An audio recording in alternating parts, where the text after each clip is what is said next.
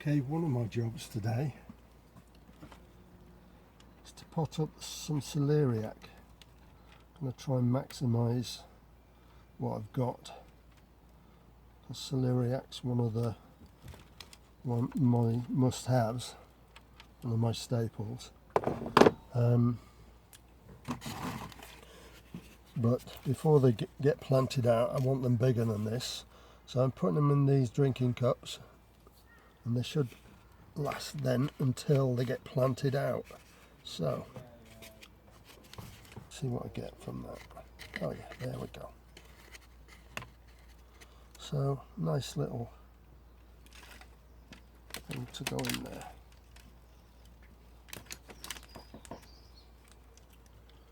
Hope you're getting that. Take the best of these. That was difficult to get out. You need to make the hole slightly bigger. Push them right in. Even bigger. That's better. Oh. Of course he drops it. That's much better. Yeah, they were definitely ready to go. Just remember I need to open these up. I think it's with celeriac.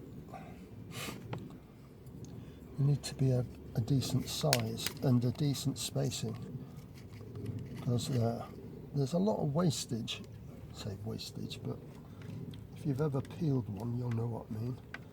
Basically what I'm saying is they have to be, it's not like the parsnips, which I don't want too big. I want these as big as I can get them, really, so they've got to have a good spacing, if that makes any sense. Therefore, once you plant them, you need a little bigger dibber, which I don't have here at the moment. Okay, you can see what I'm doing. I will be doing some more potting on later. Celery for giving away. Tip it out of my quarter tray and stick it straight in a meat tray that's come from home, that's been washed out and having a second use. Okay, let's do a bit more potting on. We've got the Nero di Toscana and the Cabbage Calibro.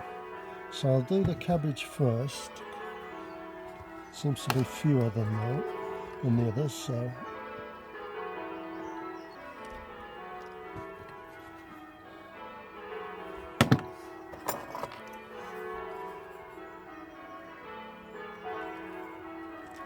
again we can get rid of the legginess simply by planting deep. Could do with 9 of these, but I don't think I've got 9, unfortunately. But we'll see. See how many I end up with.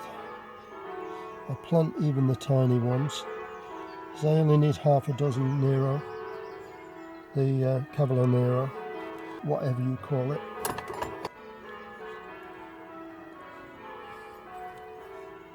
Push them right down. That's it. So I did manage to get half a dozen of the Cavallo Neros and 9 of the cabbage, although there's 3 of these cabbages are tiny at the moment. I'm hoping they will come on, but we'll see. It is what it is. Now I'm going to have to top and bottom water all of these. So I'll start with the bottom water in here and stick these on the Swapsy shelf, but I'll leave it for a little while. I managed to give that celery away as soon as I walked up there. I saw somebody going past and said, "You want these?" "Oh yes please." So it's nice. Right.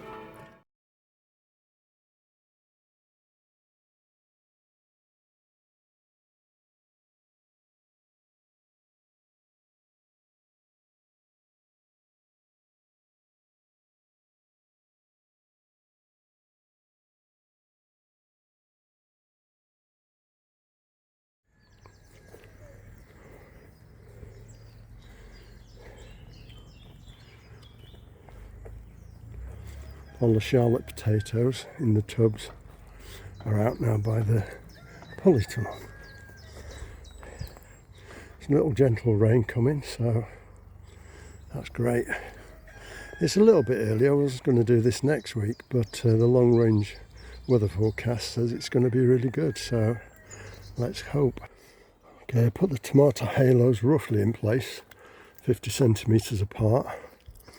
So you can see I've got a dozen here.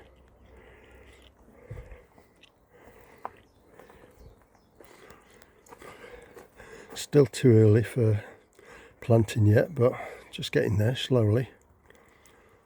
I tried this little experiment where I heard Monty Don saying nasturtiums grow in really poor soil, and